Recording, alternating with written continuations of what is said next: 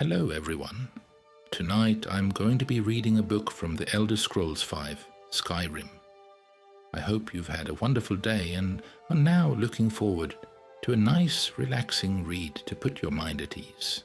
This time I'm going to be reading a book called 16 Accords of Madness, Volume 6. This book was written by an anonymous author and is a Hircin's tale and can be purchased for 25 septims. So relax and get comfortable as we begin our story. Ever proud and boastful, Oblivion's mad prince stood 1/5 day of mid-year among the frigid peaks of Skyrim and beckoned forth Hircin for parley. The huntsman god materialized, for this was his day, and the boldness of Sheogorath intrigued him. Wry without equal, Sheogorath holds in his realm giggling loons, flamboyant auteurs, and craven mutilators.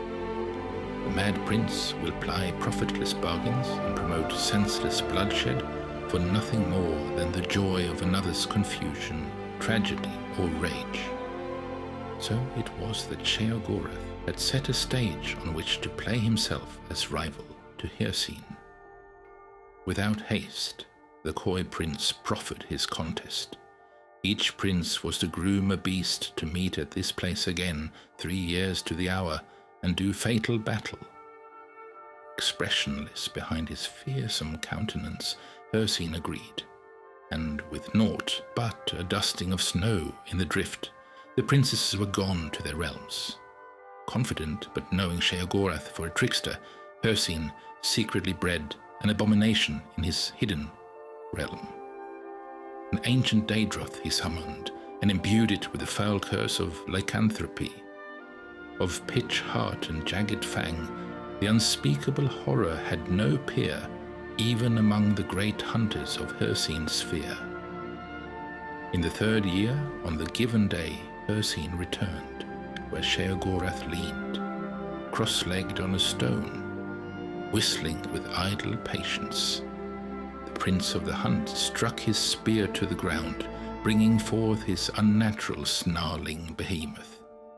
Doffing his cap, sly as ever, Sheogorath stood and stepped aside to reveal a tiny, colourful bird perched atop the stone.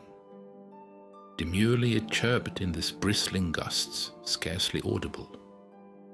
In a twisted, springing heap, the Daedroth was upon the stone, leaving only rubble where the boulder had been. Thinking itself victorious, the monster's bloodied maw curled into a mock grin, when a subdued song drifted in the crisp air. The tiny bird lightly hopped along the snout of the furious Daedroth. Sheogorath looked on, quietly mirthful, as the diminutive creature picked at a bit of detritus caught in scales betwixt the fiery eyes of the larger beast. With howling fury, the were-thing blinded itself trying to pluck away the nuisance.